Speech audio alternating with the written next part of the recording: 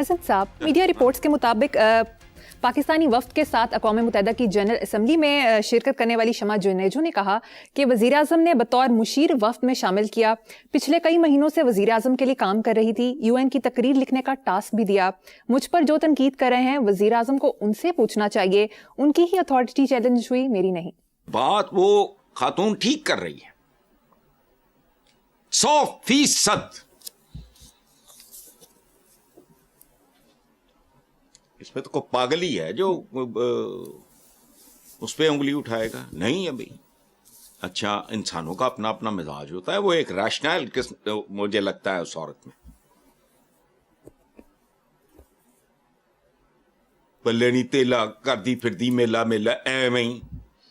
ایک ایسے باپ کا تصور کرو، میں 25 کروڑ نہیں کہہ رہا، جس کے 25 بچے ہیں وہ پلتے نہیں. وہ ایویں پھپھی دے، تائے دے، چاچے دے، مامے دے، کڑم دے، بہنوئی دے، سورے دے، فلاں دے بچیاں دے بارے پریشان ہو رہے ہیں. تو بددیانتی ہے، یہ خیانت ہے. اول خیش بعد درویش طریقہ ہوتا ہے. پہلے اپنے یہ یہاں کے بچے، ہمارے یہاں جو خبریں ملتی ہیں، میں کل پرسوں پڑھا میں نے، وہ پتہ نہیں اس پہ بجلی کے بل کے جھگڑے، پتہ نہیں کل کے پروگرام میں بھی یہ بات ہوئی. بیٹے نے زوردار دھکا دیا، باپ گرا مر گیا. تو جہاں تمہارے اپنے بچے، ان کا والی وارث ہی کوئی نہیں ہے، اسکولوں سے باہر دھکے کھا رہے ہیں، جو اسکولوں کے اندر جا رہے ہیں وہ بھی مذاق ہے. اس سے بہتر ہے مت بھیجو.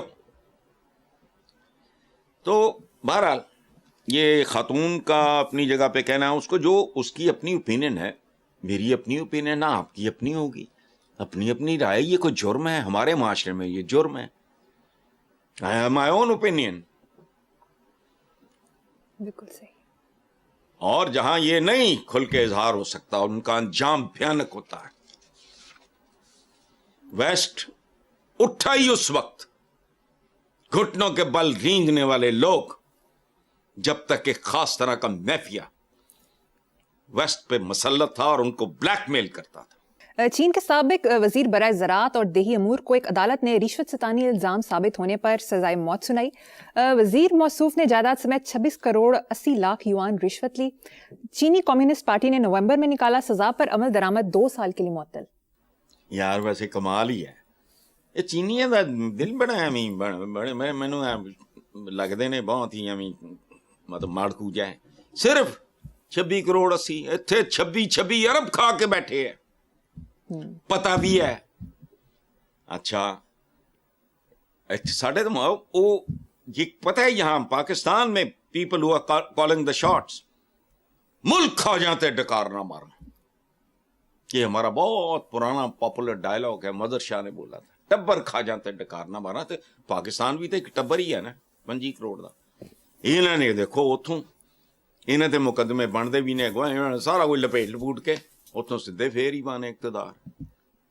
انہوں نے 26 کروڑ 80 لاکھ یوان وغیرہ، میں نہیں پتا کنے ہوں in terms of dollars, I don't know, لیکن کہ معمولی لگتا ہے. 26 کروڑ ڈالر بھی ہوئے اگر کی اوقات ہے 26 کروڑ ڈالر دی. لیکن سبحان اللہ عالی شان بے شک یہ ہے، اسے کہتے ہیں انصاف. So true. حسن صاحب، علی امین گنڈا پور نے الزام لگایا کہ PTI کو تقسیم کرنے میں علیمہ خانم کا بنیادی کردار ہے. دوسری طرف فواد چودھری کا کہنا ہے کہ PTI کو چاہیے تھا پشاور جلسے میں عمران خان کے بیٹوں کا ویڈیو لنک سے خطاب کرا دیتے. جب وہ خطاب کرتے تو 3 مہینے پورے میڈیا نے اس پر بات کرنی تھی. پہلی بات تو یہ ہے کہ یار ہمارا حال بھی عجیب سا ہے. کن چکروں میں پڑی ہوئی قوم ہے. اس کے بنیادی مسائل، لا اینڈ آرڈر، بھوک ننگ، قرضے، غربت، جرائم، ناقابل اعتبار لیڈرشپ، جہاں ہے منزل وہیں لٹیرا، یہ مسائل ہیں. اب علی امین گنڈا پور PTI کی تقسیم اور یہ اور وہ تقسیم تو بر صغیر نہیں ہو گیا. پتہ نہیں کتنی صدیوں سے، کتنی ہزاریوں سے بر صغیر جو بنگلہ دیش میں نکلا ہے، پاکستان بھی نکلا ہے، انڈیا بھی نکلا ہے. سمجھ نہیں آتی کہ یہ تقسیم ہے، تقسیمیں ہمارے اصل مسائل اور ہیں، لیکن کیا کریں، ہم لوگ انہی باتوں پہ بات کرنے کے عادی ہیں، اور سننے والے بھی اسی طرح کے ہم جیسے ہی ہیں۔ پہلی بات تو یہ ہماری تاریخ ہے، میں اس طرف بعد میں آتا ہوں۔ یہ علیمہ خانم اور یہ گنڈا پور، یہ دونوں کا گھر ایک ہی ہے، ایک گھر میں رہتے ہیں۔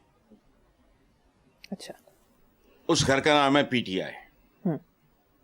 میرے ایک مرحوم دوست بہت بڑے پینٹر تھے، اسلم کمال، ان کا ایک شعر ہے، اسلم ہے میرا نام، کمال اس کا نام ہے، رہتے ہیں ایک مقام میں مگر بولتے نہیں۔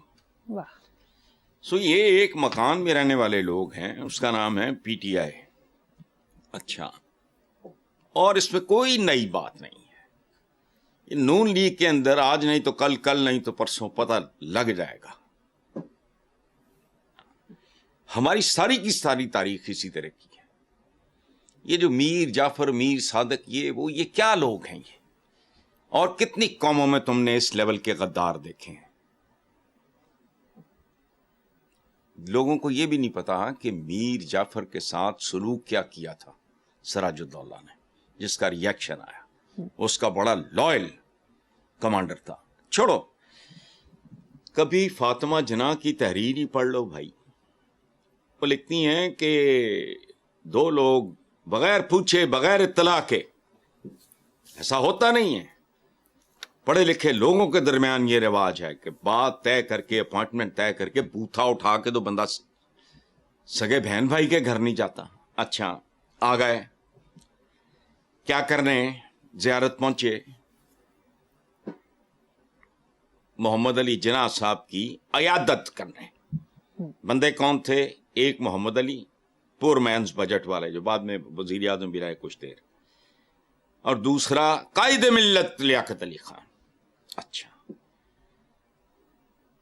تو جب وہ اٹھ کے نیچے گئے تو قائد نے کہا، یہ میں ظاہر ہے کتاب تو میرے سامنے نہیں ہے، لفظ آگے پیچھے ہوں گے، عیادت کرنے کے لیے نہیں، یہ دیکھنے کے لیے آئے ہیں کہ میری کتنی سانسیں باقی۔ پٹو، میگی کرا۔ اس کے بعد کھانے کے ٹائم پہ انہوں نے کھانا کھا کے واپس جانا ہو گیا، پتہ نہیں کیا، تو محترمہ فاطمہ جناح ریفیوزڈ کہ میں نے ان کو ڈنر پہ جوائن نہیں کرنا۔ تو محمد علی جناح تو اور ایک بیک گراؤنڈ کا اور ٹائپ اور شخصیت ہی اور تھی، انہوں نے کہا نہیں، ڈزنٹ لک نائس، ہاسپٹیلٹی کے آداب ہوتے ہیں، آپ جاؤ۔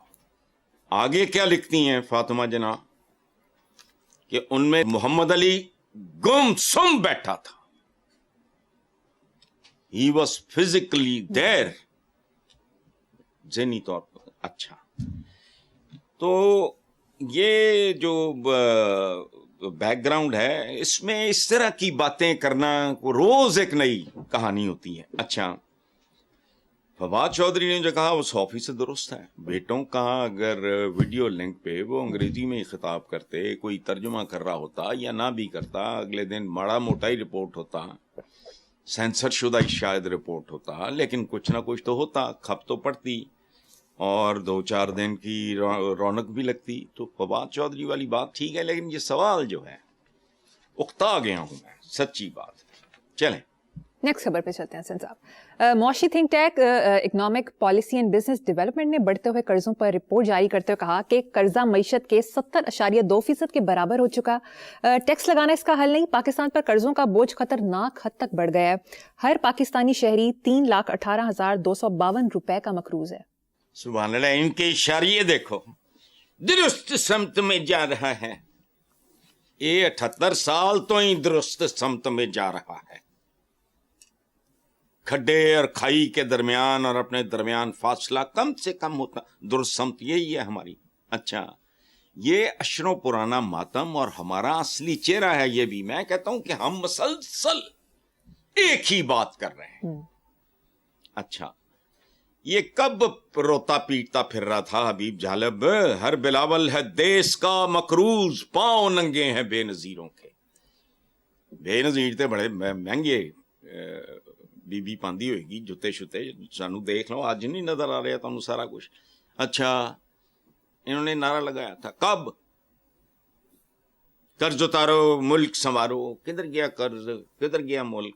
اچھا تو حبیب جالب یہ کہتے کہتے رزق خاک ہوا کہ وہی حالات ہیں فقیروں کے, دن پھرے ہیں فقط وزیروں کے. اور پھر افتخار عارف, اللہ اس کی عمر دراز کرے. ہمارے چند ہی خوبصورت شاعر, چند بھی نہیں رہ گئے خیر, اب تو نام ہی نہیں یاد آتا کسی کا.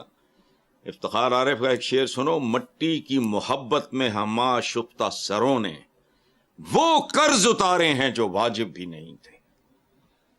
ہر شہری 3,18,252 کا مقروض, یہ ہے تمہاری 78 سالہ کمائی.